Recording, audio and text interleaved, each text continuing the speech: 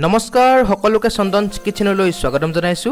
দৰ্শকসকল, মই আজি বনাবলৈ লৈছো শাওন মাহৰ এবিধ অতি জনপ্ৰিয় ব্যঞ্জন কঁঠাল গুটিৰ ঔটেঙা দিয়া মাছৰ আঞ্জা। ইয়াৰ কিন্তু টেষ্টে অনন্য। তাতে আকৌ অসমীয়াত এষাৰ কথাও আছে নহয়, মাছৰ বোলে ৰৌ টেঙাৰ ঔ, তাৰে সৈতে বনোৱা আঞ্জাকণ আই ঔ। গতিকে দৰ্শকসকল, আহক পলম নকৰি বনোৱা আৰম্ভ কৰোঁ। আমি প্ৰথমতে শুকুৱাই থোৱা কঁঠাল গুটিৰ ওপৰৰ বগা বাকলিটো আঁতৰাই ল'ম। এতিয়া এইখিনিত পানী দি অলপ সময়ৰ বাবে থৈ দিম। পানী দি থ'লে আমাৰ কঁঠাল গুটিখিনি অলপ কোমলে আৰু ওপৰৰ ৰঙা বাকলিটো আঁতৰাবলৈ সহজ হয়। আপোনালোকে এনেদৰে ৰঙা বাকলিটো আঁতৰাই ল'ব।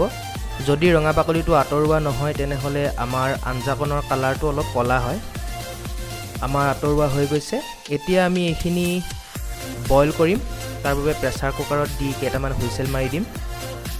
5টামান হুইচেল মৰাৰ পাছত আমাৰ কঁঠাল গুটিখিনি ধুনীয়াকৈ সিজি গৈছে, আপোনালোকে দেখা পাইছে। এইখিনি এতিয়া আমি অকণমান ভাঙি ল'ম। এইবাৰ আমি কেৰাহীখনত অলপ মিঠাতেল দিছোঁ। ইয়াত আমি নিমখ হালধি লগাই থোৱা মাছকেইচকল অলপ ভাজি ল'ম। যিহেতু আমি মাছকেইচকল শাকত দিম, গতিকে ইয়াক আমি সম্পূৰ্ণকৈ ভাজি নলওঁ। আমাৰ মাছখিনি আধা ভজা হৈ গৈছে। এতিয়া আমি কেৰাহীখনত ৰৈ যোৱা তেলকণত এটা পিঁয়াজ কাটি দি দিছোঁ। এইবাৰ আমি ইয়াত অকণমান হালধি দিছোঁ। এইবাৰ আমি কাটি থোৱা ঔটেঙা কেইচকল তেলত দি দিছোঁ। ইয়াক অকণমান সময়ৰ বাবে আমি ভাজি ল'ম। দৰ্শকসকল, এতিয়া আমি কেৰাহীত সিজাই থোৱা কঁঠাল গুটিখিনি দি দিছোঁ। আপোনালোকে কঁঠাল গুটিখিনি অলপমান ভাঙি ল'ব, তেতিয়া আঞ্জাখন অলপ ডাঠ হোৱাৰ লগতে খাবলৈও খুব টেষ্টি হয়। এতিয়া আমি আঞ্জাৰ পৰিমাণে ইয়াত নিমখ দিছোঁ। তাৰ লগতে আমি অলপমান পানীও ইয়াত মিহলি কৰি দিম, যিহেতু আমি আঞ্জাখন উতলাম। এইবাৰ আমি কেৰাহীখন ঢাকোন মাৰি আঞ্জাখিনি উতলিবৰ বাবে থৈ দিম। আমাৰ আঞ্জাখন অলপ উতলাৰ পাছত ইয়াত আমি মাছখিনি দি দিছোঁ। মাছখিনি দিয়াৰ পাছত পুনৰবাৰ আমি আঞ্জাখিনি উতলাম।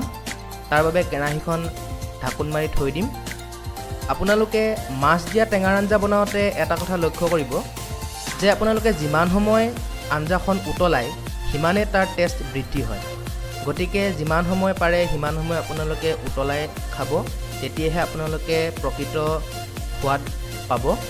আমাৰ আঞ্জাখন এতিয়া প্ৰস্তুত হৈ গৈছে। প্ৰিয় দৰ্শকসকল, গৰমৰ বতৰত এনেদৰে ভাতৰ লগত টেঙাৰ আঞ্জা খোৱাৰ সোৱাদেই বেলেগ। তাতে আকৌ কঁঠাল গুটি আৰু ঔটেঙাৰ গুণাগুণৰ কথা আপোনালোকক বহলাই নকলেও হ'ব। আশা কৰোঁ আপোনালোকে এই ব্যঞ্জনবিধ ভাল পালে, ঘৰত বনাই খাব বুলি আশা ৰাখিলোঁ। তাৰ লগতে যদি মোৰ ভিডিঅ'টো ভাল পালে তেনেহ'লে লাইক কৰিব, কমেণ্ট কৰিব, বন্ধুসকলৰ লগত শ্বেয়াৰ কৰিব, লগতে মোৰ চেনেলটো ছাবস্ক্ৰাইব কৰিব। ধন্যবাদ।